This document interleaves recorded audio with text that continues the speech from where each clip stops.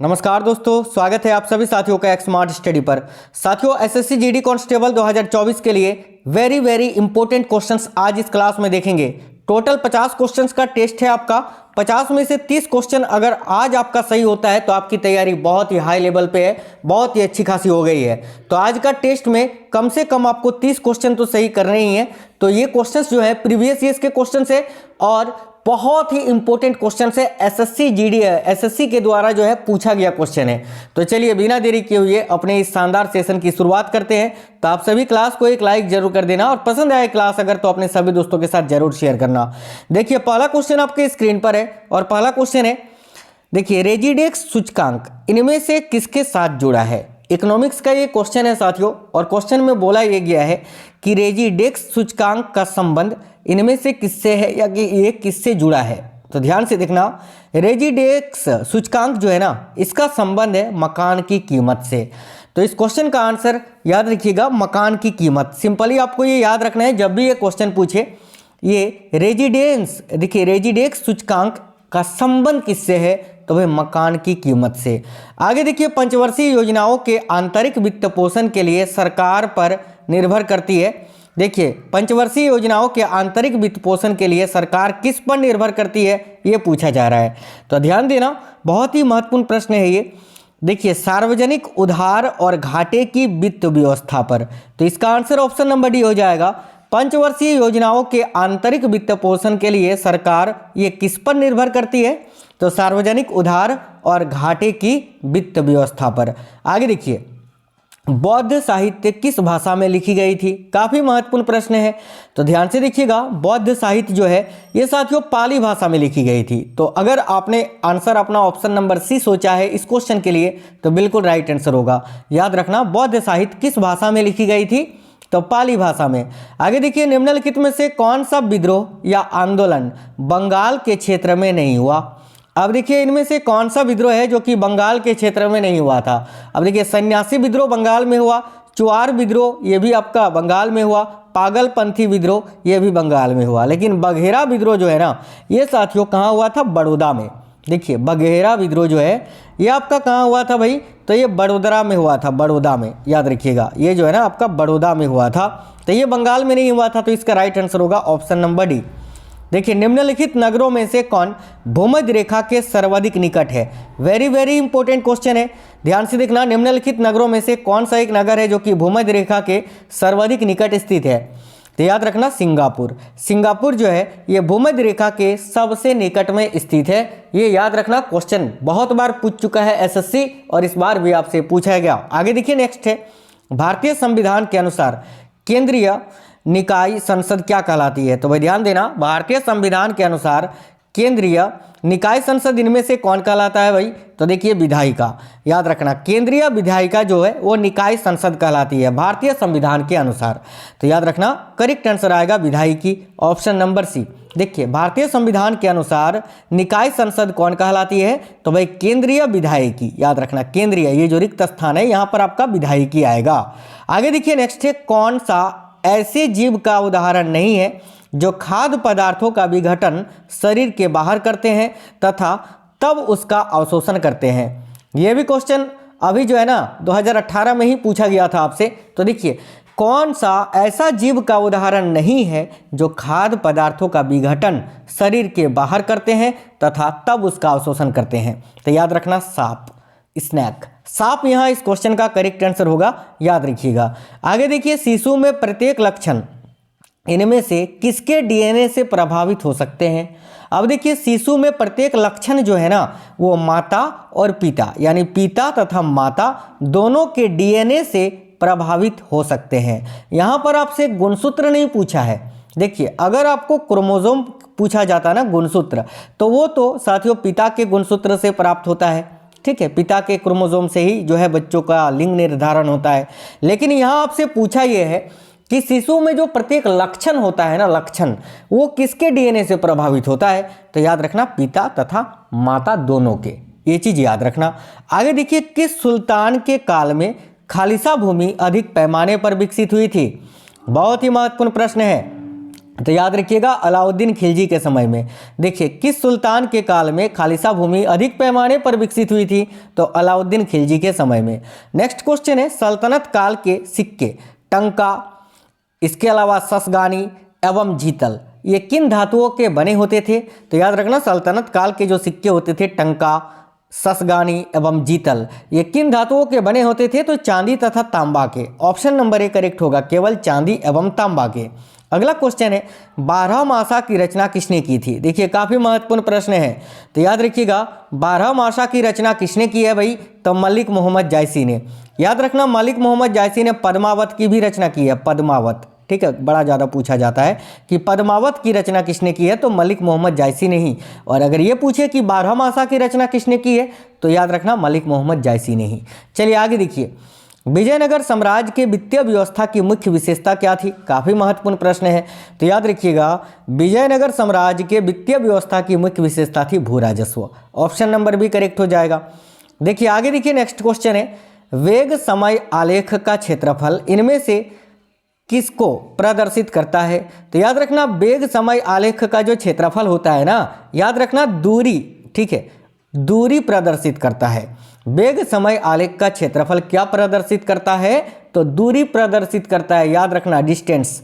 Correct आएगा option number A. Next question है इनमें से किसको, देखिए इनमें से किसको विश्व के विभिन्न भागों में, ठीक है, विभिन्न नामों से जाना जाता है और उत्तरी अमेरिका में इसको हरिकेन कहते हैं? तो भाई उत्तरी अमेरिका में हरिकेन किसको बोलते हैं? यही तो आपको आंसर पकड़ना है ना, यहीं से आपको आंसर पकड़ना है। तो हरिकेन किसको बोलते हैं? चक्रवात को ही। विश्व के विभिन्न भागों में अलग अलग नामों से इसको जाना जाता है, जैसे कि उत्तरी अमेरिका में चक्रवात को हरिकेन के नाम से जानते हैं। ऑप्शन नंबर सी करेक्ट होगा। आगे देखिएगा, देखिए निम्नलिखित अर्थव्यवस्था में से कौन उत्पादन के कारकों पर व्यक्तिगत स्वामित्व रखता है? काफी महत्वपूर्ण प्रश्न है। तो निम्नलिखित अर्थव्यवस्था में से कौन उत्पादन के कारकों पर व्यक्तिगत स्वामित्व रखता है? तो याद रखिएगा पूंजीवाद। यह भी इकोनॉमिक्स का प्रश्न है, याद रखिएगा पूंजीवाद आपका करेक्ट होगा, ऑप्शन नंबर ए। आगे देखिए, निम्न में से कौन सा स्थल नवपाषाण युग का प्राचीनतम प्रमाण प्रस्तुत करता है? तो देखिए निम्न में से कौन सा स्थल है जो नवपाषाण युग का प्राचीनतम प्रमाण प्रस्तुत करता है?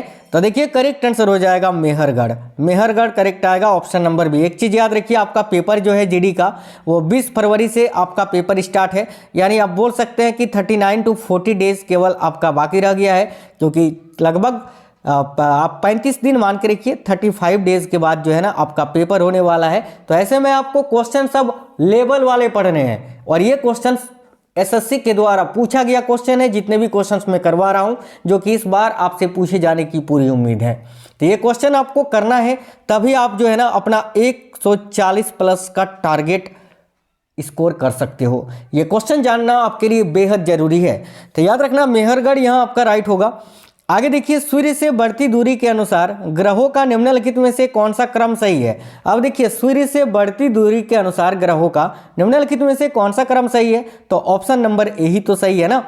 देखिए बुध, उसके बाद शुक्र, उसके बाद पृथ्वी और फिर मंगल। ऑप्शन नंबर ए करेक्ट हो जाएगा। आगे देखिए, भारत के कितने राज्यों में समुद्र तट है? यानी भारत के कितने राज्य समुद्र तट से सटे हैं? तो राइट आंसर आएगा साथियों ऑप्शन नंबर सी 9। और देखिए कौन कौन से वो 9 राज्य हैं? तो भाई गुजरात। गुजरात का जो भारत का कौन सा राज्य है जिसका समुद्र तटीय सीमा सबसे अधिक है? तो गुजरात का। और सबसे कम किसका है? तो गोवा का। याद रखना, सबसे अधिक आपका किसका है? तो गुजरात का है, और सबसे कम है गोवा का, याद रखना। और ये वो 9 राज्य हैं, याद रखिए, गुजरात, महाराष्ट्र, गोवा, कर्नाटक, केरल, तमिलनाडु, आंध्र प्रदेश, ओडिशा और पश्चिम बंगाल, ठीक है, जिनकी सीमा समुद्र तट से लगती है।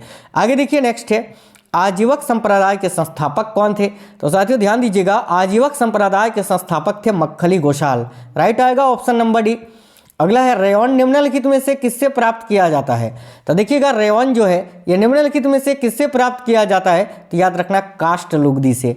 काष्ठ लुगदी यानी लकड़ी के गुद्दे से, याद रखना लकड़ी के गुद्दे से। देखो रेयॉन एक निर्मित फाइबर है, ठीक है, जो कि सेल्यूलोज से बनाया जाता है, जो लकड़ी के गुद्दे से प्राप्त होता है, याद रखना। आगे देखिए, निम्नलिखित में से किसको पीटकर पतली चादर में परिवर्तित किया जा सकता है?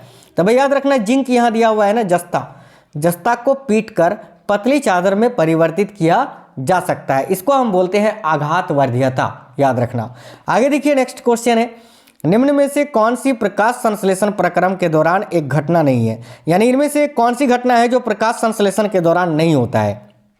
तो देखिए पर्णहरित यानी क्लोरोफिल द्वारा प्रकाश ऊर्जा का अवशोषण ये तो होता है, प्रकाश ऊर्जा को रासायनिक ऊर्जा में रूपांतरण ये भी होता है, जल अणुओं का हाइड्रोजन तथा ऑक्सीजन में अपघटन ये भी होता है, लेकिन कार्बन डाइऑक्साइड का कार्बोहाइड्रेट में ऑक्सीकरण नहीं होता है। ऑप्शन नंबर डी इस क्वेश्चन का राइट आंसर होगा। याद रखिएगा क्वेश्चन बेहद इंपॉर्टेंट है, ऑप्शन नंबर डी करेक्ट होगा।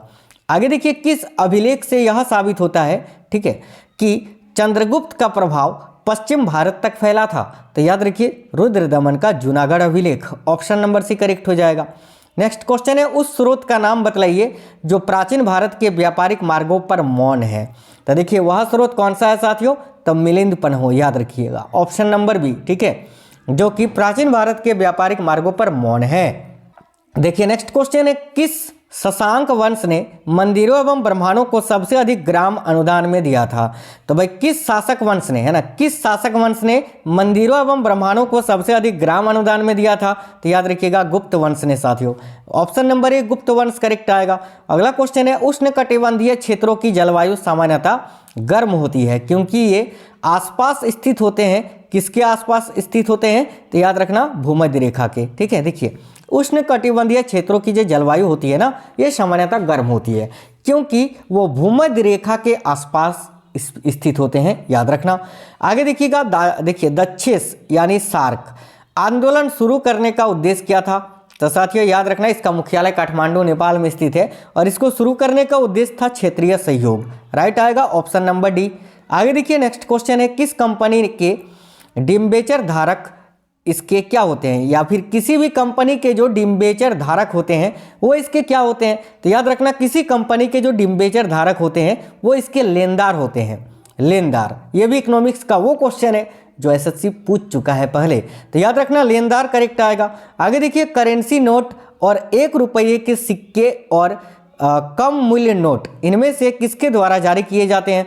तो भाई करेंसी नोट, 1 रुपये के सिक्के और इससे कम मूल्य की जो नोट है वो वित्त मंत्रालय जारी करता है, राइट आएगा ऑप्शन नंबर डी वित्त मंत्रालय। सिंपल क्वेश्चन है, निम्न में से कौन सा स्थल मध्य पाषाणकालीन नहीं है। तो देखिएगा इनमें से वो कौन सा स्थल है जो कि मध्य पाषाणकालीन नहीं है, तो राइट आएगा गणेश्वर। बाकी देखिए लंगनाज, बागोर और आदमगढ़ ये सभी मध्य पाषाणकालीन स्थल है, लेकिन गणेश्वर नहीं है। आगे देखिएगा महाभारत के फारसी अनुवाद का शीर्षक क्या है, यानी महाभारत का जो फारसी भाषा में अनुवाद किया गया था तो वो किस नाम से जाना जाता है। तो याद रखना रजमनामा के नाम से। सिंपल क्वेश्चन है, ऑप्शन नंबर भी करेक्ट होगा। अगला है, सौर मंडल के अन्य ग्रहों की अपेक्षा विपरीत दिशा में घूमने वाला ग्रह कौन सा है। तो याद रखिए करेक्ट आएगा यूरेनस, अरुण ग्रह, ठीक है। आगे देखिए मेघालय की उच्च भूमि संरचना एवं उत्पत्ति की दृष्टि से निम्नलिखित में से किसका भाग है।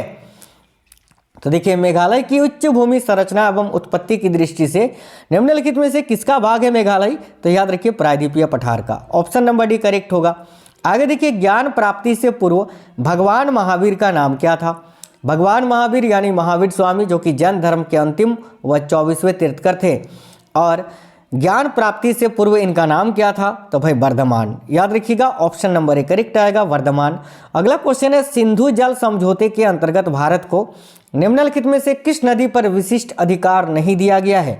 तो देखिए सिंधु जल समझौता जो है यह भारत और पाकिस्तान के बीच हुआ है, और साथियों इसको लेकर जो है ना, देखिए यहाँ पर आपका झेलम नदी आएगा, झेलम नदी को लेकर विशेष अधिकार नहीं दिया गया है। बाकी रावी, सतलुज और ब्यास इन तीनों नदी पे विशेष अधिकार दिया गया है, झेलम पे नहीं, याद रखिएगा, ठीक है। और देखिए ये जो झेलम नदी है इस पर विशिष्ट अधिकार पाकिस्तान को दिया गया है। जैसे कि देखिए 3 पश्चिम नदियों में से सिंधु, चिनाब और झेलम का नियंत्रण पाकिस्तान को दिया गया है, ये आपको याद रखना है। चलिए आगे देखिएगा, जबती प्रणाली किसकी उपज थी। काफ़ी अच्छा क्वेश्चन है, याद रखना जबती प्रणाली ये शेरशाह सूरी की उपज थी, ऑप्शन नंबर सी करेक्ट होगा। निम्नलिखित में से कौन से ईंधन का उष्मीयमान अधिकतम होता है। तो यहाँ देखो पेट्रोल आपको दिख रहा है, पेट्रोल का उष्मीयमान सबसे अधिक होता है, ऑप्शन नंबर ए। निर्वाचन आयोग निम्नलिखित में से किन चुनावों से सरकार नहीं रखता। तो निर्वाचन आयोग जो है इनमें से कौन सा चुनाव नहीं कराता है, आपको सिंपली ये बताना है। तो भाई भारत के राष्ट्रपति का चुनाव भी निर्वाचन आयोग ही कराता है, संसद का चुनाव भी कराता है, राज्य विधायिका के चुनाव भी कराता है, लेकिन पंचायत का चुनाव जो है ये निर्वाचन आयोग नहीं कराता है, ये राज्य सरकार कराता है। ऑप्शन नंबर डी करेक्ट होगा। आगे देखो, भारत के महान्यायवादी किसके द्वारा नियुक्त किए जाते हैं? सिंपल क्वेश्चन है। देखिए, भारत के जो महान्यायवादी होते हैं इनकी नियुक्ति भारत के राष्ट्रपति करते हैं और इसका प्रावधान संविधान के अनुच्छेद 76 में किया गया है, आर्टिकल 76 में, याद रखिएगा। आगे देखिए, कौन से पादप उत्तक को वृद्धि उत्तक भी कहा जाता है? तो देखिए, इनमें से वो कौन सा पादप उत्तक है जिसको भाई वृद्धि उत्तक भी कहा जाता है? तो याद रखिए ऑप्शन नंबर बी, केवल मेरिस्ट। देखिए, केवल मेरिस्टमेटिक उत्तक को वृद्धि उत्तक कहा जाता है। वैसे पादप उत्तक आपका स्थायी उत्तक होता है, एक आपका मेरिस्टमेटिक उत्तक होता है, लेकिन वृद्धि उत्तक केवल मेरिस्टमेटिक उत्तक को कहा जाता है, याद रखिए। नेक्स्ट क्वेश्चन है, देखिए, जवाबित का संबंध किससे था? तो ध्यान दीजिएगा, जवाबित का संबंध किससे था? तो राज्य के कानून से। राज्य का कानून ऑप्शन नंबर है। देखिए, इसके बारे में आपको बता देते हैं। तो धर्मनिरपेक्ष कानून है ये एक जवाबित। औरंगजेब ने धर्मनिरपेक्ष फरमान जारी किया था ये, ठीक है, और जिसे जो है जवाबित कहा जाता था। तो जवाबित क्या था भाई? तो राज्य का एक कानून था जिसको औरंगजेब ने जो है ना शुरू किया था, मुगल शासक औरंगजेब ने। आगे देखिए, ईरान के शाह और मुगल शासकों के बीच झगड़े की जड़ क्या थी? तो याद रखिएगा, कंधार को लेकर इनके बीच जंग होता था। तो ऑप्शन नंबर भी राइट होगा। अगला क्वेश्चन है, दो अस्पा, ठीक है, सिंह अस्पा प्रथा किसने चलाई थी? तो देखिए, दो अस्पा सिंह अस्पा प्रथा को किसने चलाया था? तो मुगल शासक जहांगीर ने। ऑप्शन नंबर भी करेक्ट हो जाएगा, जहांगीर। अगला क्वेश्चन है, सरंजामी प्रथा किससे संबंधित है? तो सरंजामी प्रथा जो है, याद रखना, ये मराठा भूराजस्व प्रथा से संबंधित है। तो ऑप्शन नंबर ए करेक्ट हो जाएगा। किसी वस्तु के वेग में परिवर्तन तथा इसके द्वारा लिए गए कुल समय के अनुपात को इसका क्या कहते हैं? तो देखिए, साइंस का क्वेश्चन है, किसी वस्तु के वेग में परिवर्तन तथा इसके द्वारा लिए गए कुल समय के अनुपात को इसका क्या बोलते हैं? तो त्वरण बोलते हैं। ऑप्शन नंबर ए त्वरण। आगे देखिए, वायु के इनमें से किसके बीच जितना अधिक अंतर होगा पवन का वेग उतना ही अधिक होगा? तो भाई देखिए, जब वायु के दाब है ना, दाब होगा, वायु के दाब के बीच जितना अधिक अंतर होगा पवन का वेग उतना ही अधिक होगा, याद रखना। तो दाब करेक्ट आएगा, ऑप्शन नंबर बी। आगे देखिएगा, भारत के उपराष्ट्रपतियों के संबंध में कौन सा कथन असत्य है? तो देखिए, इसकी योग्यता प्राप्त करने के लिए प्रत्याशी की आयु कम से कम 35 वर्ष होनी चाहिए, बिल्कुल सही है। उपराष्ट्रपति राज्यसभा का सभापति होता है, बिल्कुल सही है। उपराष्ट्रपति का चुनाव भारत का राष्ट्रपति करता है, ये गलत है। बाकी देखिए, भारत के प्रथम उपराष्ट्रपति डॉक्टर सर्वपल्ली राधाकृष्णन थे, ये भी कथन सही है, लेकिन ऑप्शन नंबर सी कि उपराष्ट्रपति का चुनाव राष्ट्रपति करता है, ये गलत है। तो ऑप्शन नंबर सी करेक्ट होगा। आगे देखिए, HDR यानी ह्यूमन डेवलपमेंट रिपोर्ट है ना। तो देखिए, ह्यूमन डेवलपमेंट रिपोर्ट में मानव निर्धारणता सूचकांक वर्ष में ये किस वर्ष में शुरू किया गया था? तो देखिएगा, HDR यानी साथियों ह्यूमन डेवलपमेंट रिपोर्ट है ना, में मानव निर्धारणता सूचकांक को किस वर्ष शुरू किया गया था? तो 1997 में, याद रखना 1997 में। ऑप्शन नंबर ए राइट होगा। आगे देखिए, समय सीमा से एक साल पहले किस पंचवर्षीय योजना को समाप्त कर दिया गया था? तो राइट आएगा 5वीं पंचवर्षीय योजना को, जो कि 1974 में शुरू हुआ था और 78 में इसको समाप्त कर दिया गया था, ठीक है, यानी एक वर्ष पहले ही। तो ऑप्शन नंबर डी 5वीं पंचवर्षीय योजना। आगे देखिए, ज्वालामुखी के कप या कटोरा आकार मुख को क्या कहते हैं? अब देखिए, ज्वालामुखी के कप या कटोरा आकार का जो मुख होता है उसको क्या बोलते हैं? तो साथियों याद रखना, क्रेटर बोलते हैं। ऑप्शन नंबर डी करेक्ट होगा, क्रेटर। तो आज की इस क्लास में बहुत ही महत्वपूर्ण, बिल्कुल टफ क्वेश्चन मैंने लिया था, जो कि एसएससी पूछ चुका है पहले भी और इस बार भी आपसे पूछे जाने की पूरी उम्मीद है। तो साथियों, क्लास को आज यहीं पर एंड करेंगे और 50 में से आप कितने क्वेश्चन कर पाए हैं इसका आंसर आप लोग कमेंट बॉक्स में कमेंट करके बता दीजिए। साथ ही साथ क्लास को लाइक कर देना। क्वेश्चंस कैसे थे ये आप हमें कमेंट बॉक्स में जरूर बताना। मिलेंगे नेक्स्ट क्लास में, तब तक के लिए जय हिंद।